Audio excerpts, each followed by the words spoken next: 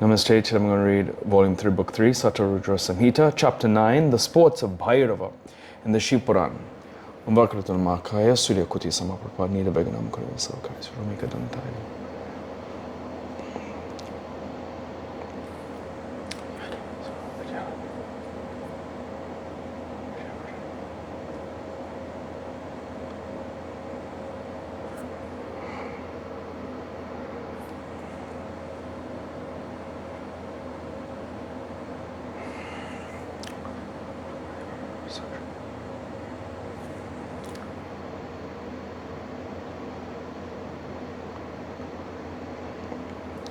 Hariom Tatsat. Nandishvara said, O omniscient Sanat Kumara, listen lovingly to another story of Bhairava that destroys all defects and enhances devotion. Due to Brahmahatya's presence, Bhairava began to calculate the time for release. At the words of the Lord of Gods, he kept on the right of Kapalika. He, the soul of the universe, roamed over the three worlds with the skull in his hand. The terrible Brahmahatya never left Bhairava.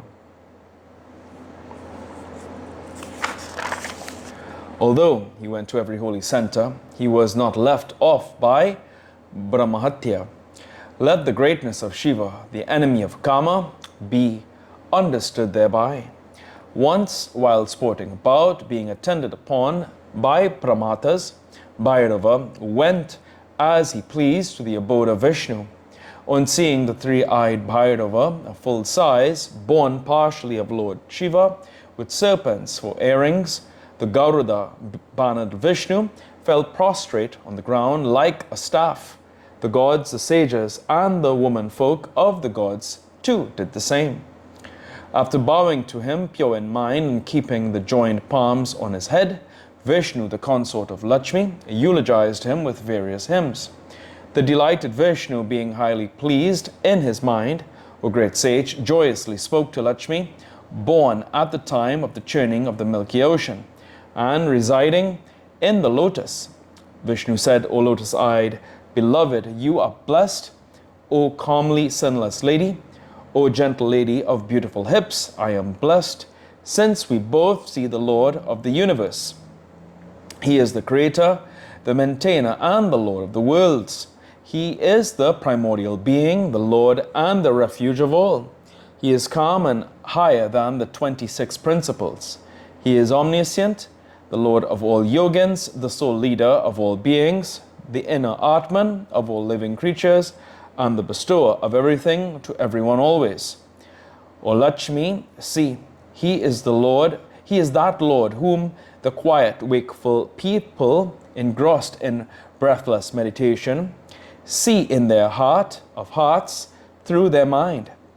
Here he comes, the all-pervasive, who is without form but has assumed a form now, and whom only the yogins of restrained mind, the knowers of the principles of the Vedas, understand.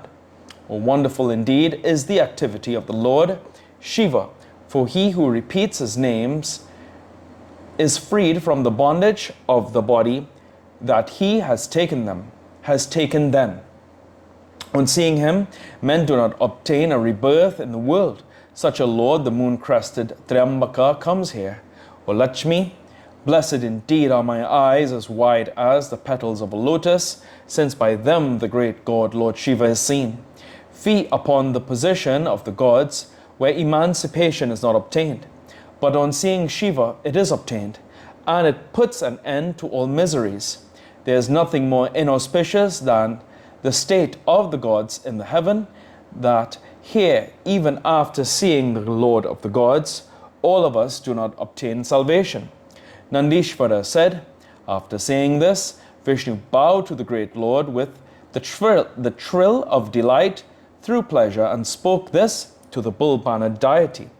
Vishnu said, O Lord, O unchanging one, O queller of all sins, what is this being done by you, the omniscient Lord of the gods and the creator of the worlds?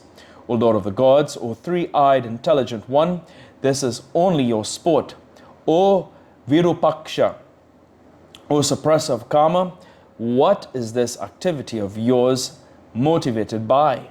O Lord Shiva, O Lord of Shakti, why do you go a-begging? O Lord of the universe, this is my doubt, O bestower of the kingdom of the three worlds. Nandishvara said, thus addressed by Vishnu, Lord Shiva, the destroyer of the worlds, of ferocious form, of wonderful sports, laughingly said to Vishnu. Bhairava said, Brahma's head was cut off with the top of the nail of my fingers. It is to remove that sin that I am observing this auspicious sacred rite. Nandishvara said, thus addressed by Shiva, Bhairava, the Lord of Lakshmi, remembered something and bent down his head. He spoke again. Vishnu said, O great God, O remover of all obstacles, sport about as you please, but it does not behove you to envelop me with your Maya. O Lord, it is true that from within the lotus, from my navel, crores of lotus-seated Brahmas have come out in the different kalpas through the power of yoga.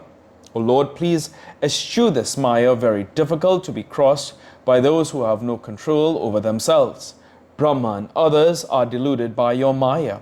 O Shiva, O Lord of all, O goal of the good, O Lord of Shiva, O Lord of Shivani, it is due to your own blessing that I am able to follow your activity. When the time of dissolution comes, O destroyer of the world, you annihilate all the gods, sages, and people, all of caste and stages of life. Of all castes and stages of life. O great God, then the sin of slaying Brahmins and others do not affect you. You are not bound by these and are quite independent. You sport as you please. O Shiva, the garland of the bones of Brahma shines around your neck. Similarly, O Shiva, O sinless one, the primordial Brahmahatya has followed you. Even after committing a great sin, if a person remembers you, who are the Lord and support of the worlds, his sin is quelled. Just as darkness does not stand in the presence of the sun, similarly, the sin of your devotee does not stand, but is wasted away. If a pious soul contemplates on the lotus-like pair of your feet, even his sin of Brahmin slaughter becomes wasted away. O Lord of the universe, if a person is devoted to uttering your name, his sin as weighty as the peak of a mountain does not overwhelm him. O great soul, O ultimate abode, O God, that assumest a body at your own sweet will, this is only a fancy of yours, this miserliness and dependence. O Lord of gods, I am blessed. I am seeing the eternal supreme God of cosmic form, whom even yogins do not see. I have the greatest of gains today. I have the most auspicious of signs today. Even heaven and emancipation are as insignificant as a blade of grass to me, who am contented with the nectar of seeing him. When Govinda was saying this, Padma offered the desired alms into his begging bowl. Lord Shiva, who had assumed the body of Lord Bhairava, left the place joyously for begging elsewhere. On seeing Brahmahatya following him, Vishnu called her and requested her, please stop pursuing the trident-bearing deity. Brahmahatya said, under this pretext I am waiting upon the bull-bannered deity. Thus I shall sanctify myself for the annihilation of a rebirth. For the annihilation of a rebirth. Nandishvara said, though urged by Vishnu, she did not leave his side. The smiling Shiva of Bhairava form spoke these words to Vishnu. Bhairava said, O Lord of Lakshmi, O bestower of honor, I am satisfied by drinking the nectar of your words. Whatever you say is natural to good-natured persons. O Vishnu, choose your boon. O sinless one, I am the granter of boons. O Vishnu, you are free from aberrations and are the foremost among my devotees. Mendicants, suffering from the fever of begging alms, do not turn mad with the good articles of alms so much as by the drinking in of the nectar of honor. Nandishvara said, on hearing the words of high soul Bhairava, Vishnu became delighted and spoke to him.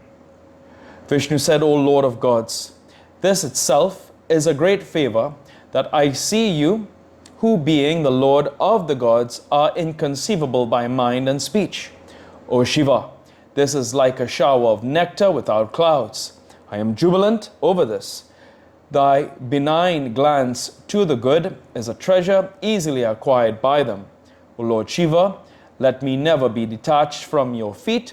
This is the favor I seek, nothing else. Lord Bhairava said, O dear, O intelligent one, let what you have said occur. You will be the grant of boons to all the gods. Nandishvara said, blessing Vishnu, moving in the central mountain, Meru, all the world, the Lord went to the city of the liberated Varanasi. As soon as Bhairava, of terrible features, entered the holy center, Brahmahatya felt aggrieved and entered the nether worlds. The skull of Brahma fell on the ground suddenly from the lotus-like hand of Bhairava. The holy center then became Kapalamochana. On seeing the skull of Brahma falling from his hand, even as everyone was watching it, Rudra danced with great joy. The unbearable skull of Brahma did not leave his hand as he was roaming elsewhere, but it fell down in a trice at Kashi. Brahmahatya, which did not leave Shiva at any other place, vanished in a moment at Kashi. Hence Kashi shall be resorted to for shedding off evil. If a person remembers the excellent holy center, Kapala Mochana, at Kashi, his sin committed here and elsewhere becomes quelled immediately. After coming to the foremost of holy centers, performing the ablution in accordance with the rules, and by making the water offering to the mains, one is rid of Brahmahatya. Bhairava stood facing the holy center of Kapala Mochana, devouring the series of sins of devotees. It was on the 8th day in the dark half of the month of Margasirsa that Lord Shiva, the favorite of the good and indulging in auspicious sports, manifested himself in the form of Bhairava. The person who observes fast on the 8th day of the dark half of the month of Margasirsa in front of Kala Bhairava and also keeps awake at night is freed from great sins. He who performs that rite with devotion even elsewhere and also keeps awake is rid of great sins and attains the goal of the good. The sin committed by persons in the course of countless millions of births is quelled entirely on seeing Kala Bhairava. He who commits offense against the devotees of Kala Bhairava is deluded and becomes miserable. He will attain the distress of the wicked people. The devotees of Lord Shiva who do not show devotion for Kala Bhairava attain great sorrow, and especially so at Kashi. The man who, while staying at Varanasi, neglects the worship of Bhairava acquires sins that multiply like the moon in the bright half. If a person neglects the worship of Kala Raja at Kashi on every Tuesday and Bhutastami day, his merit decreases like the moon in the dark half. A person is rid of all sins on hearing this narrative of Bhairava's nativity, which can quell even Brahmahatva. Even a person put in a prison or involved in adversity is freed from the stress on hearing of the narrative of Bhairava. Footnotes.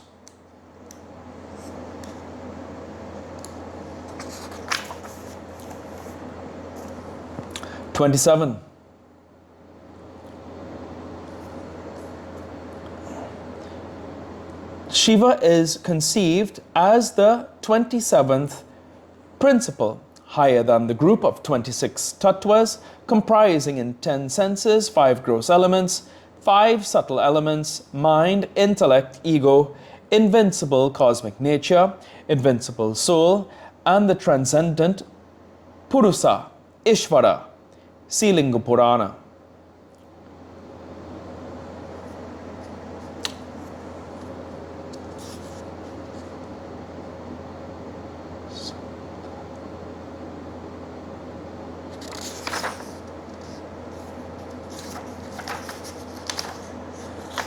'28.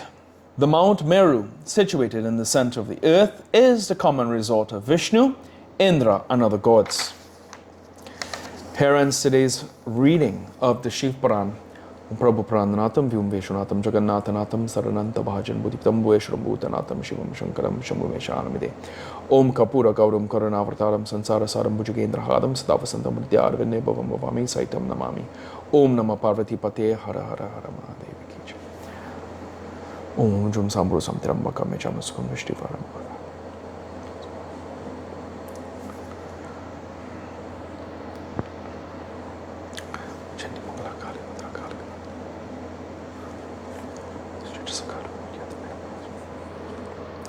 Hari Om Tat Sat.